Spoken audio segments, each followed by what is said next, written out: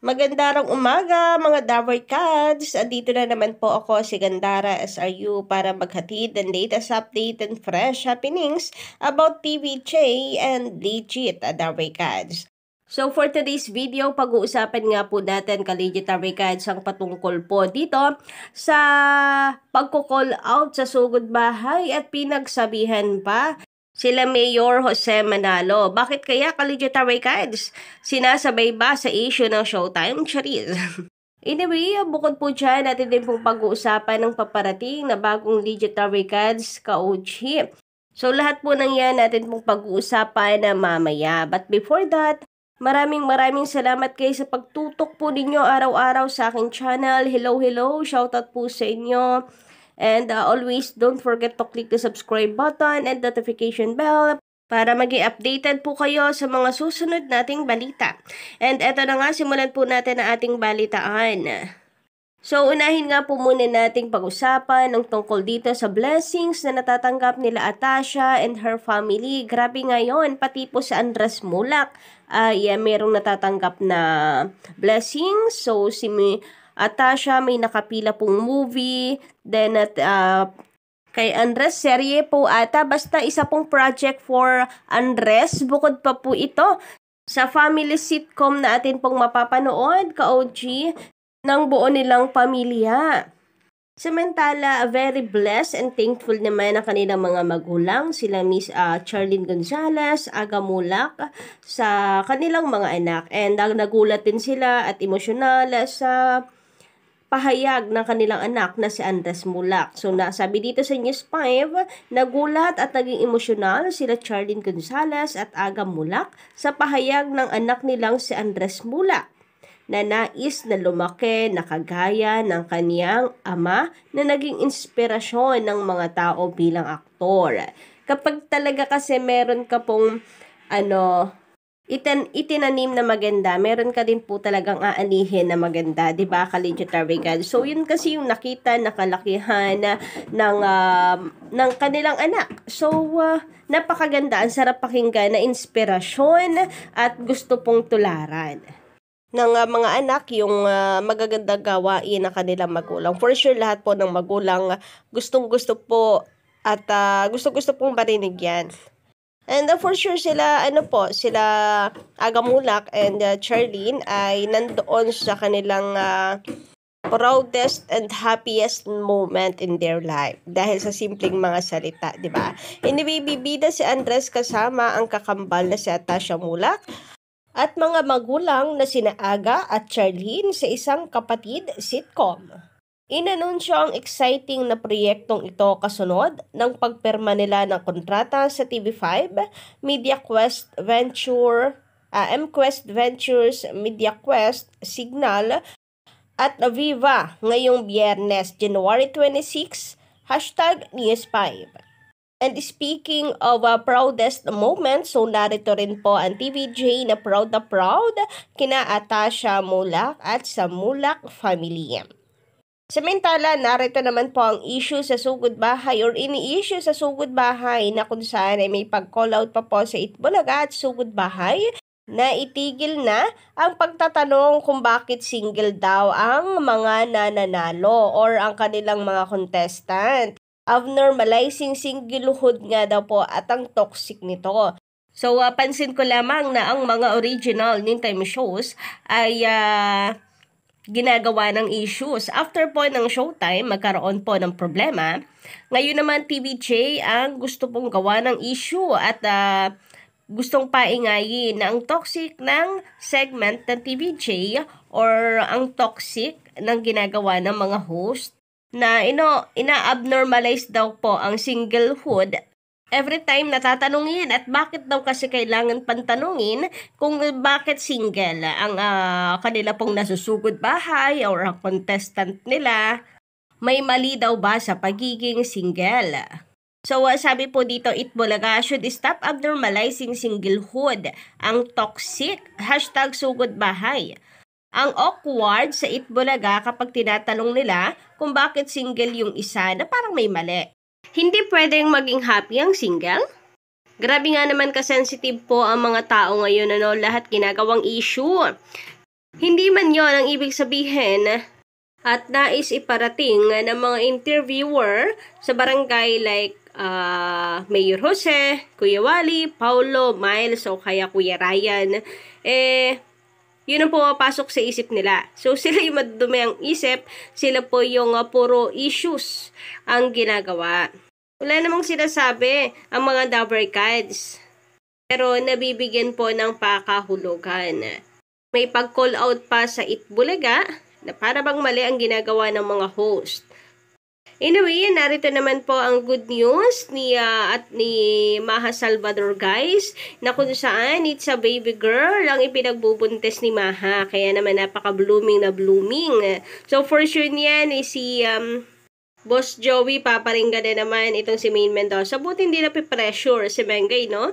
But anyway, yun naman ay alam po natin dahil sa pagmamahal kay Maine Mendoza at nais ko pong i-congratulate si Maha Salvador para sa kanyang baby girl. Nawa po ay maisilang po niya ito ng malusog, ng wala pong sakit, ng healthy, and sila po ay maging okay parehas. So congratulations to Maha Salvador and welcome in advance agad sa iyong baby girl bago nating legit Dabarkads. For sure sila Maine Mendoza tuwang-tuwa din sa good news na ito. Syempre, mga BFF po sila. Itong akin kaya, baby girl o baby boy? Anyway, sabi po dito ni Sir Roy Mesiano Mogol sa kanyang comment, maganda ring gabi, I miss you guys, shout out. Always take care and God bless. Sabi niya dito, ang laki ng ibinaba ng ratings ng Showtime. Naging 3.9 tapos yung tahanang walang pundasyon. Naglalaro na lamang sa ratings na 3% and 2% ang ratings. Ang Itbulaga consistent sa 4. Yes, totoo yan, ka-legit Dabarkads, no? Kaya nais po natin congratulate ang TVJ kasi consistent po sila sa 4. Ibig sabihin, hindi po sila bumababa, hindi po sila humihina, pero i-push pa din po natin ito, patapakin ulit sa 5% kung kaya po natin, kung hindi po kayo busy, kung wala po kayong ginagawa. Anyway, congratulations again sa TVJ and sa Itbulaga. More power po sa EB, sa TV5, and more advertisers, sponsors, commercial to come. Samantala, sabi naman ni Sir Romy Obispo, magandang gabi. Good evening, Ma'am Gandara. Kahit anong gawin, ngayon ang Itbulaga, wala talaga kayong magagawa. Aminin nyo na. Aminin nyo na lang na tahanang walang pundasyon. So, ayun na nga. Pilit man po nilang nakikipagsabayan sa dalawang original Ningtime show, ay wala Kapag ayaw sa kanila ng mga tao, ayaw talaga. Parang pinagpipilitan at pinagsisiksikan na lamang po nila ang kanila pong mga sarili. Sa ratings, sa online, kulelat po sila parehas. Kahit tinutulungan na po sila ngayon ng GMA Network sa pagla-live. Anyway, sabi naman dito ni Les Galuzo, maganda ring gabi. Marami nang nakatunggali ang Itbulaga sa noontime show na nagsara na. Ito pa kayong PT or TP, tahan ng pinakamisaya?